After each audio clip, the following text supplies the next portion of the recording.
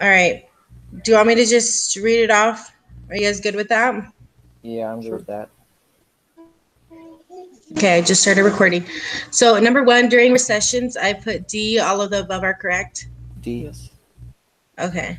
For number two, when we say that economic fluctuations are irregular and unpredictable, we mean that. I put C. Recessions do not occur on regular intervals. I also put Me C. too. Okay. Number three, in order to understand how the economy works in the run, we need to. I put B, study a model in which the real and nominal variables interact. Yeah. Is that what you got too, I got Bryce? A, but I think I got it wrong. This Okay, one, hold I'm on. Let not me prepared see if I. normal this for this one. I couldn't Yeah, find yeah. it, and I should have it. Hold on. I remember I told you I like wrote down the numbers just to be sure. it does Let make me see. sense because it basically states like supply and demand, the aggregate model right there for real and nominal. But Yeah, so on 20-28, it says the classical view is sometimes described by saying money is veil.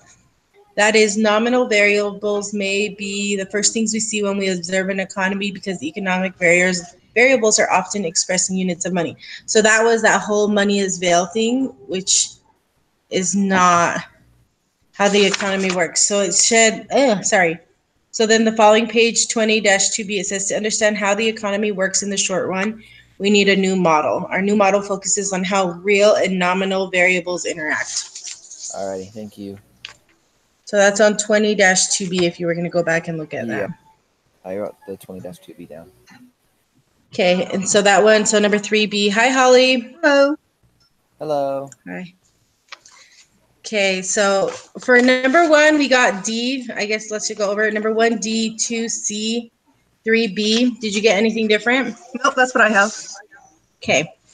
Number four, the variables on the vertical and horizontal axes of the aggregate demand and supply graph are, I put A, the price level and the real output. Yes. Yes. A. Okay. Number five, when looking at a graph of aggregate demand, which of the following is correct?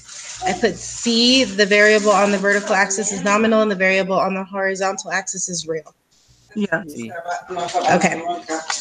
Number six, when the dollar depreciates, US, I put A, net exports rise, which increases the aggregate quantity of goods and service demanded. I got A. Yes. Okay. Number seven, the wealth effect, interest rate, and the exchange rate effect are all explanations for D, everything that makes the aggregate demand curve shift. I put C. Did everyone else Oh, put D? I had C and then I scribbled it out and then I put D, but let me look. I was guessing A or C, but someone tell me why it's not A. Or I was also guess. Oh wait, I was guessing C. Okay, Or it might be C. I had first C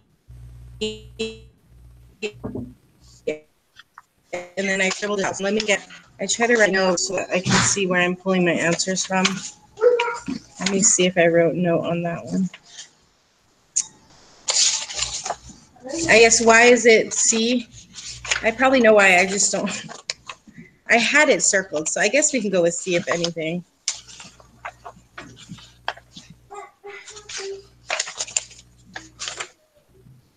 So do you remember why you got C, Holly? I'm looking, trying to look why I No. changed it to D. I'm trying to think it through.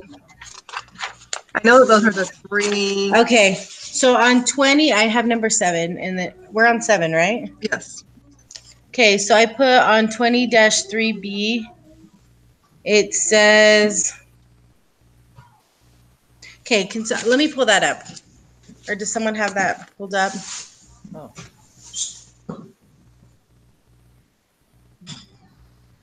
Because I just found out why it's not A. so the number 7, it says why, it says, let's see. It says many other factors, however, affect the quantity of goods and service demanded at a given price level. When one of these other factors changes, the quantity of goods and services demanded at every price level changes and the aggregate demand curve shifts. So what did I put?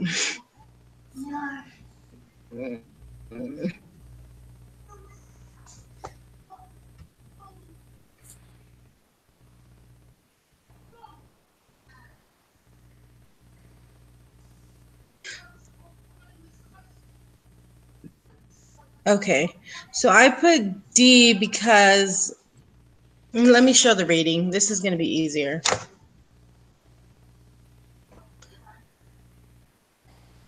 Because it shows those explanations in the book as you keep going. So on that 20-3B, it says why the aggregate demand curve might shift. And so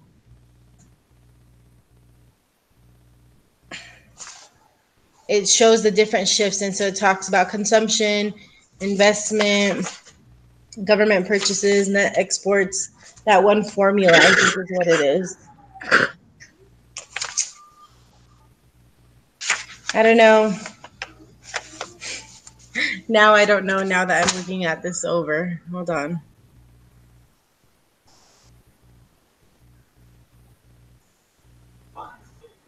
Where in the book did you say? I'm pulling the book up right now. 20-3B. I wrote number 7. I don't know if that was the right reference, but I put number 7 is why I answered that.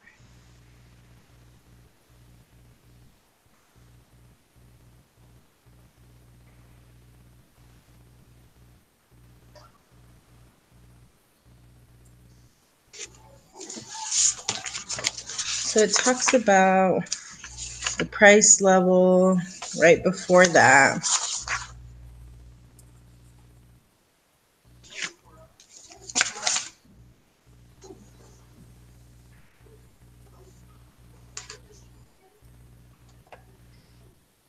So it has like the wealth effect, the interest rate effect, and Mm-hmm. the exchange rate effect. It's also, if you go to 20-3A, Mm-hmm. it says why the aggregate demand curve slopes downward, which Yeah, that's is what I why you figured. would then say the slope of the aggregate demand curve. And when you go to 20-3A, that's where they list them. They list the wealth effect, the interest rate effect, and the exchange rate effect. Okay. Sorry, I'm reading this still.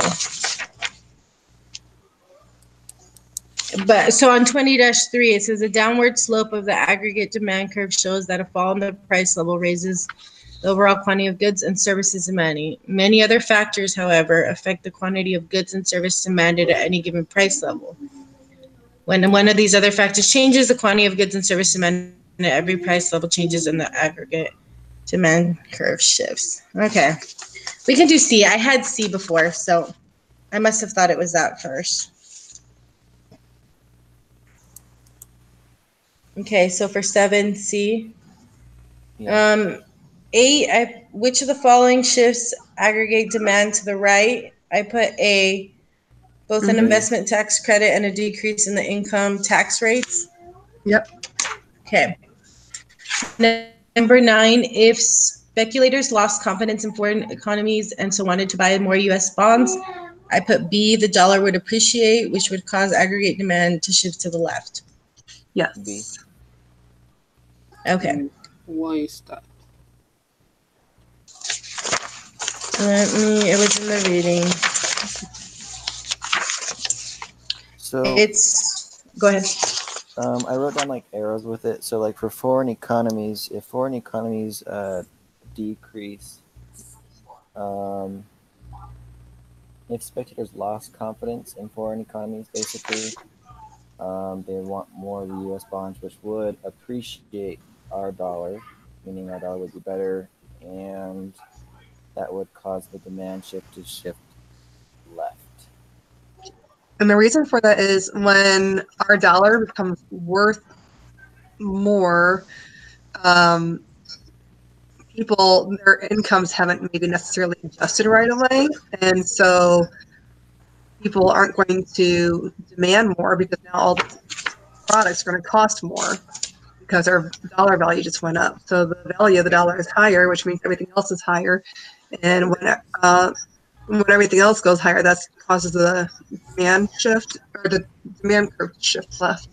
Okay, Yeah, the insurance company took it off. it makes sense.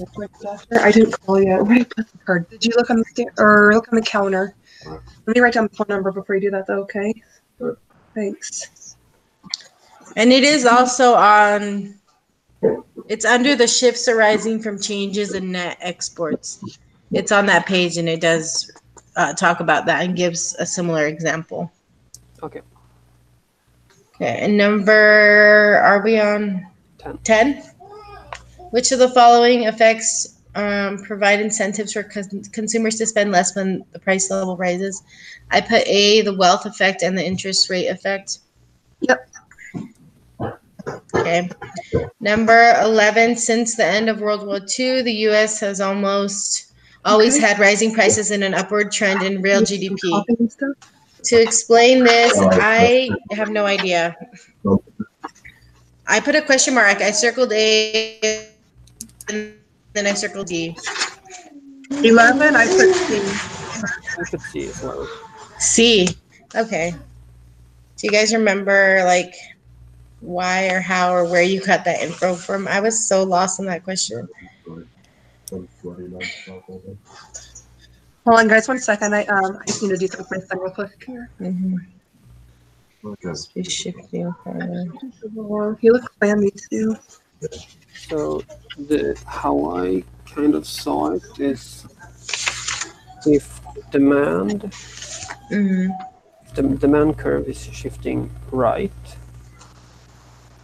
and it's shifting more right than the supply curves, then the price will move along the supply curves, which will be upwards, which there will be an upward trend in real GDP, but also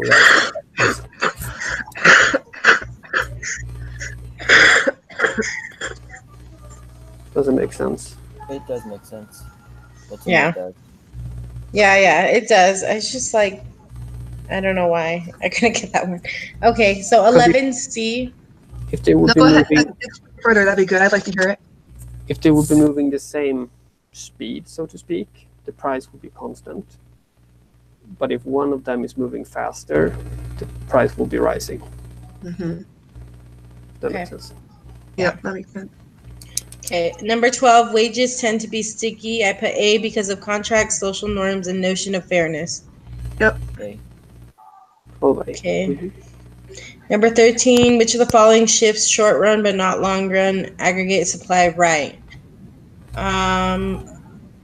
B, a decrease in the expected price level. I think I circled B.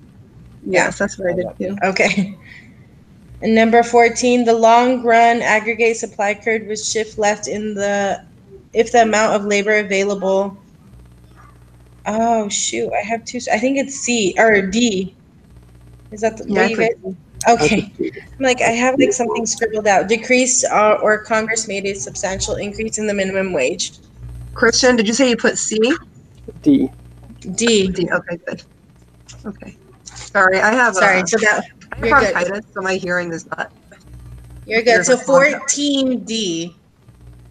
Okay. Okay, number 15, refer to the stock market boom. What happens to the expected price level and what impacts does this have on wage bargaining? I put C, the expected price level rises, bargains are struck for higher wages. Yeah, that's what I put. Wages? Yeah. Okay. 15C. Yeah, 15C. Number 16, policymakers who control monetary and fiscal policy and want to offset the effects on output of an economic contraction caused by a shift in aggregate supply could use policy to shift. I put C, aggregate demand to the right. Is that right? Yep. Okay. Yep. Number 17, the shift of the short run aggregate supply curve for SRAS 1 to SRAS 2. B could be caused by a decrease in the expected price level. Yeah. B. Okay. Number 18, the appearance of long run aggregate supply LRAS curve. I put C, but I don't know if they were all. I was trying to figure that out. Indicates that Y1 is a natural rate of output. I put B. I put D. I put D. I think it's because Okay. I knew that C was correct. I just wasn't sure if like A or B were entirely all that correct, but they seemed like they were. Yeah, that's what I had thought too. So I have C and D circled. I remember reading about the monetary neutrality, but I couldn't find it again. I was like, I'm not going to read through all of that again. So I I don't know. think I guess we should probably look for it I now. think A is correct. Okay. Yeah, and that's the one that I was thinking was correct too. I just wasn't sure about B. B is what I had as being correct. Okay, so D. Are you guys good with D? Mm-hmm. I'm good with that. Okay. Sorry. Number 19, stagflation exists when price A rise and unemployment falls. Is that what you guys got? Would you prefer that? I'm sorry. I put C. I put A. C. I put C. Okay. If you look at the definition of stagflation, it says a period of falling out, which means that unemployment will rise, and then the other half it says stagflation, a period of falling out and rising prices. So it'll be rising prices and a falling out, meaning unemployment.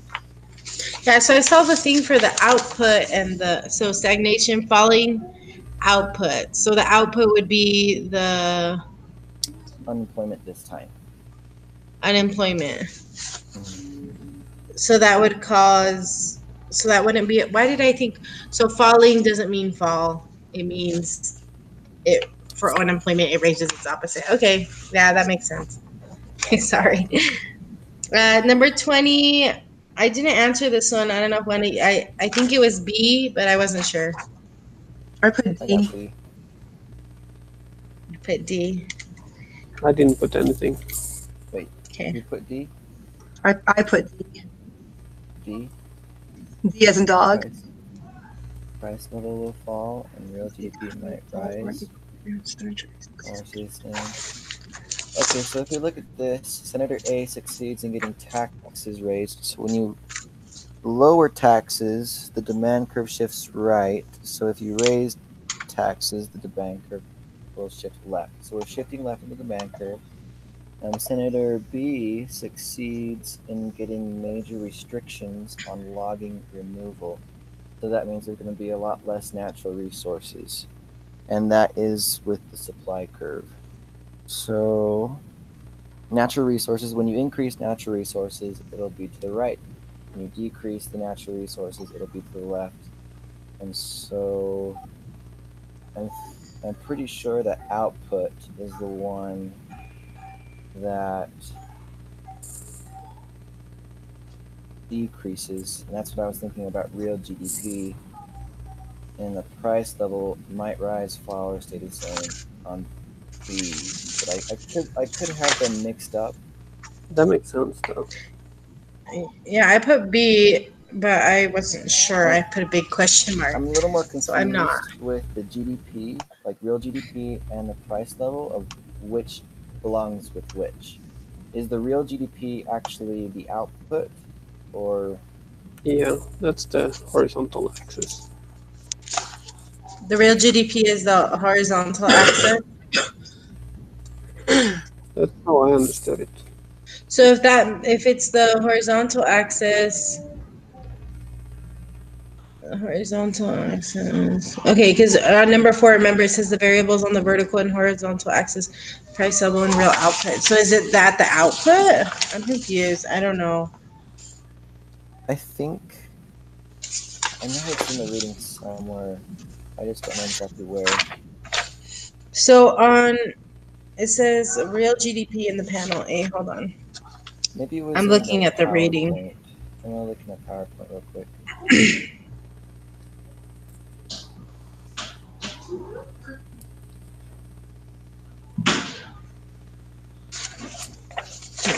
Oh yeah, okay. So on slide number 9, it says P is the price level, and the Y is going to be real GDP. So it's just a matter of we're shifting both the supply and demand to the left.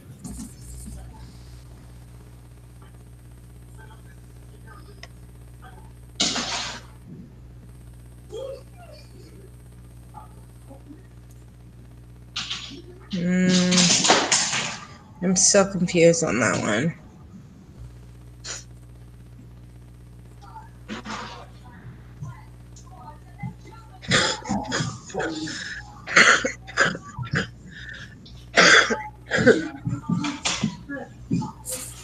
I think B is correct. Which one did you say? I think B is correct. Because both of the curves will move to the left, which means real GDP has to fall. And price level might rise, might fall, or stay in the same depending on how much each curve is shifting.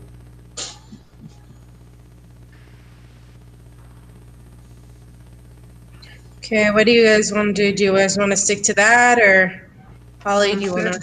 Yeah, no, it's fine with me. Okay. So for number 20, we're agreeing to B. Okay. So go ahead. Can I just double check a few of these? Yeah. 14D. 14. Yeah, we put D for Yeah. 14. 15C. 15C, yes. 16C. Yes. And 17B. Yes. Wait. Oh, okay, sorry. I was looking at something else. Thank you. Okay. 17, 8. Okay.